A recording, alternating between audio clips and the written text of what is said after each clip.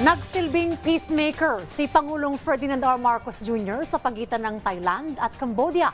Yan ang ulat ni Clazel Pardilla. Matagumpay na pinangunahan ni Pangulong Ferdinand R. Marcos Jr. ang trilateral meeting ng Pilipinas, Cambodia at Thailand.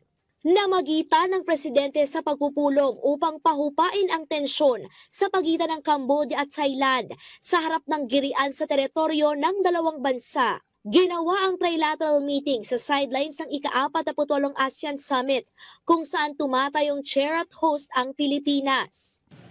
The Philippines approached this dialogue with utmost respect for both countries, guided by ASEAN's fundamental principles of respect for sovereignty, non-interference, and the peaceful settlement of disputes, as enshrined in the Treaty of Amity and Cooperation in Southeast Asia.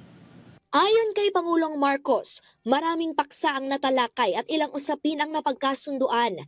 Kabilang dito ang pag-iwas sa mga aksyon na posibleng magpalala sa sigalot, paggawa ng mga hakbang na magsusulong sa kapayapaan at katatagan, at pagprotekta ng dalawang leader sa kapakanan ng kanilang mga nasasakupan.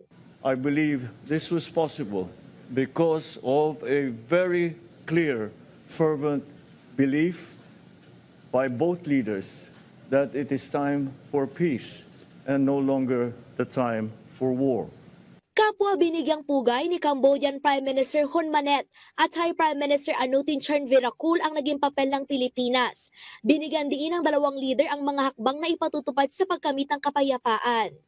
Our discussions focus on de-escalations and trust-building measures to restore and consolidate a functioning framework for lasting peace and renormalize relations.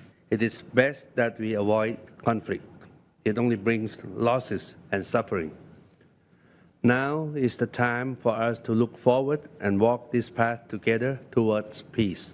Inatasan ng dalawang leader ang kanilang mga punong ministro na paigtingin pa ang bukas at tapat na dialogo.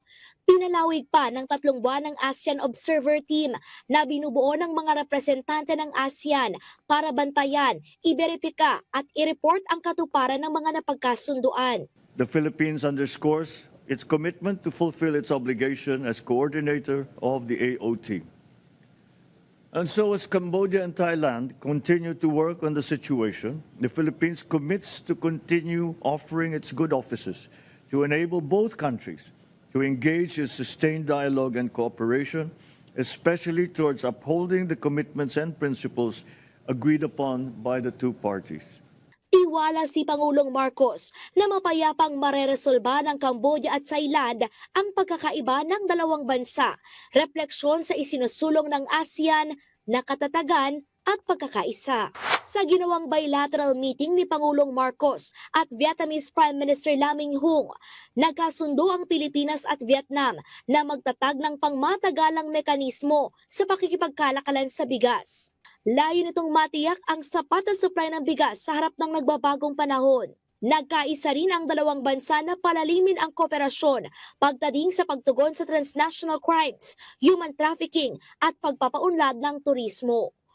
Clazel Pardilla para sa Pambansang TV sa Bagong Pilipinas.